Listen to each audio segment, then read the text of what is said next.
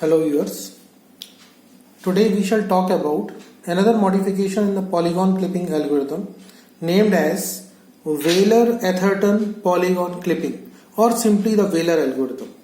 As we discussed earlier, either we have to convert a concave polygon into the convex polygon or we can use this particular algorithm to clip concave polygons also. First of all, let us see what is the problem in using the Sutherland-Hodgman algorithm with the concave polygons. Look at this particular polygon example. This particular polygon is a concave polygon and we are having a window here, a clipping window along which we have to clip this. Now if you will clip this particular polygon using the Sutherland-Hodgman algorithm, what you will get is, in the answer you will get is this thing. That is, there will be two parts of this particular polygon. One is this part, but these two parts will be connected by a fine line, at least you can say of one single pixel breadth. So these two parts, which must be shown separated, they will be shown linked to each other just because of simple problems in the Sutherland-Hodgman algorithm for processing the concave polygon.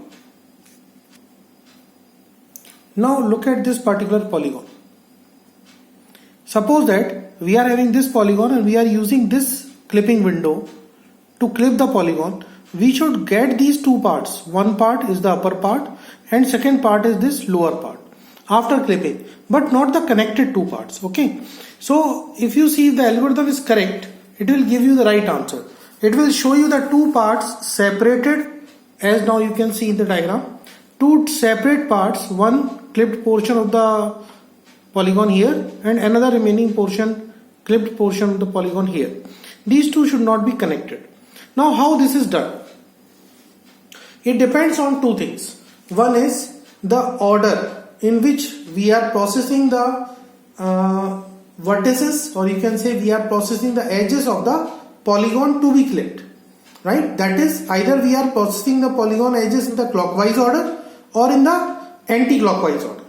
This is the first thing that has to be considered.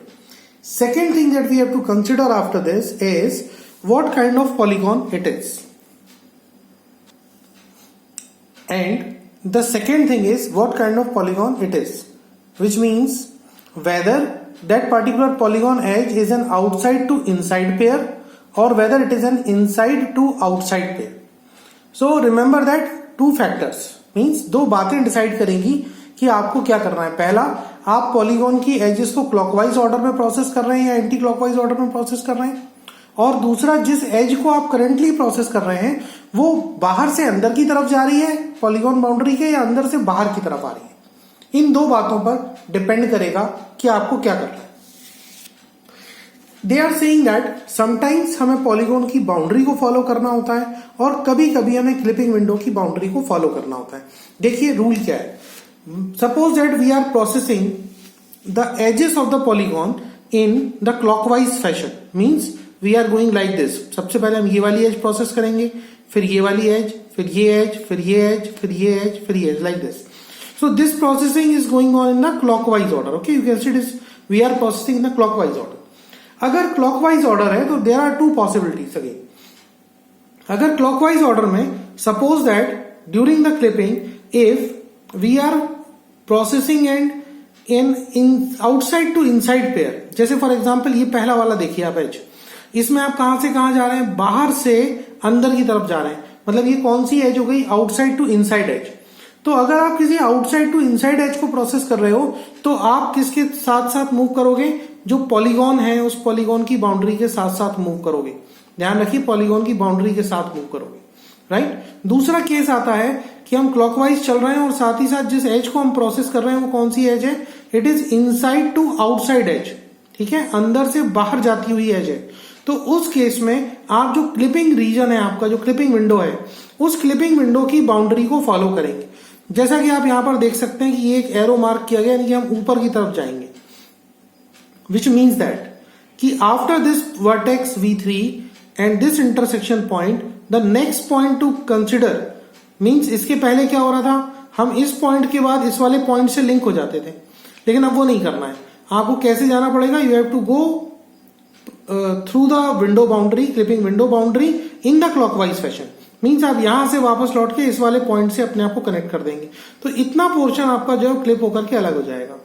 फिर next आप फिर से example देखिए, यहां पर आप V4 और V5 को प्रोसेस कर रहे हैं। अब ये कौन सी एज है हमारी, ये बाहर से अंदर जाने वाली एज है, outside to inside.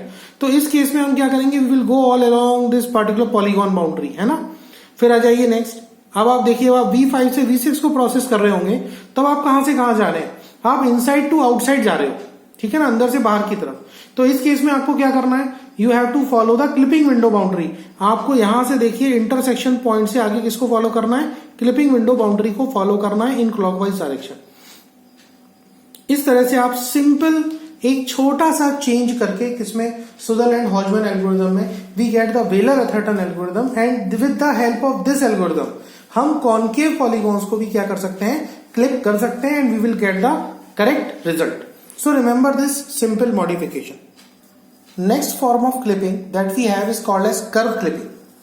Now for a consideration of curve, any curve, Bezier curve is a curve, B-spline curve is a curve, a circle is also made with a curvature nature, ठीक है ना। So how we have to clip the curve, okay? अभी तक हम लोगों ने जो clipping की बात की उसमें स्ट्रेट लाइन सेगमेंट्स का इस्तेमाल किया है। अब हम बात करने वाले हैं कि अगर हमारे सामने कोई कर्व्ड सेक्शन हो, कोई कर्व सेक्शन हो, या एक सर्किल हो, या कोई इलिप्स हो, तो उसे हमें किस तरह से क्लिप करना है। यहां पर we have to do certain pre processing. अब प्री प्रोसेसिंग में हम लोग क्या करते हैं वो देखिए। सबसे पहले जो भी कर्व्ड रीजन हमें दिया जाता है, हम उसको बाउंडिंग रेक्टेंगल की बात करते हैं। अब ध्यान दीजिए बाउंडिंग रेक्टेंगल क्या होगा। तो इस एग्जाम्पल में अगर मैं आपसे बात करूं कि बाउंडिंग रेक्टेंगल क्या होने वाला है, तो आप कह सकते हो कि इस सर्किल का bounding rectangle, since it is a circle तो it will look like a square. इस तरह से हम एक रेक्टेंगल ड्रॉ करेंगे, इसको मैं आप स्क्वायर भी कह सकते हो कि स्क्वायर शेप का होगा ये, मतलब it will be touching all the four sides, will be touching the circle, okay. इस तरह से जो हम एक रेक्टेंगल ड्रॉ करते हैं, इस रेक्टेंगल को आप क्या कह सकते हो, you can call this at the bounding rectangle. अब आप सबसे पहला टेस्ट क्या लगाते हो, आप पहला टेस्ट ये लगाओगे क्या बाउंडिंग रेक्टेंगल पूरा का पूरा क्लिपिंग विंडो के अंदर है। तो इसका मतलब ये कि अगर बाउंडिंग रेक्टेंगल क्लिपिंग विंडो के अंदर है तो मतलब पूरा सर्किल भी विंडो के अंदर है, और हेंस हमें पूरा सर्किल डिस्प्ले करना पड़ेगा। अगर ये पूरा का पूरा बाउंडिंग रेक्टेंगल क्लिपिंग विंडो के बाहर है तो इट मींस व्हाट, कि हमारा जो सर्किल है वो क्लिपिंग विंडो के बाहर है, और हमें पूरा का पूरा सर्किल जो डिस्कार्ड करना पड़ेगा। Same kind of techniques we can apply on various parts of this particular circle. Say for example आप क्वाड्रेंट के लिए भी यही बात कर सकते हो। क्वाड्रेंट का जो बाउंडिंग रेक्टेंगल है उसकी क्या पोजीशन है with respect to clipping window. And when such kind of test, after going on through these test, we reach to this conclusion कि नहीं क्लिपिंग करने की जरूरत है, then we will try to find out the intersection. तो similarly we handle almost all the curves, okay. We reduce it to the smallest part, और उसके bounding rectangle को हम लोग किस तरह से मतलब क्लिपिंग विंडो के साथ में उसको रीअरेंज करके देख सकते हैं और उसको क्लिप करके देख सकते हैं।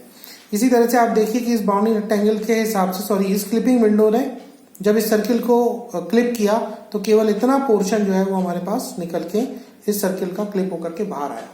इस तरह से आपको किसी भी पार्टिकुलर कर्व को क्लिप करना होता है। ध्यान रखिए बाउंडिंग रेक्टेंगल को चेक करते हैं हम कि किसी भी कर्व ऑब्जेक्ट का या कर्व ऑब्जेक्ट का बाउंडिंग रेक्टेंगल जो है उसकी पोजीशन क्या है with respect to the clipping window, ठीक है। पूरा अंदर है, पूरा बाहर है।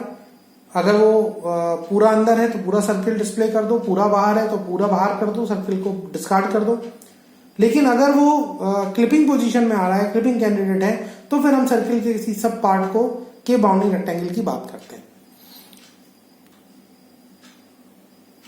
Next we shall talk about another kind of clipping method which we call as text clipping, जिसे हम लोग क्या कहते हैं, टेक्स्ट क्लिपिंग कहते हैं। अब टेक्स्ट क्लिपिंग के लिए देखिए इसका सीधा सीधा मतलब आप लोगों को समझ में आता है कि अब की बार आपको क्लिप किसे करना है, you have to clip the text, right. इसमें आप फॉर एग्जांपल देखिए कि आपको जिसको क्लिप करना है उस पोर्शन के लिए हम लोग किस तरह की स्ट्रेटजी अपनाते हैं।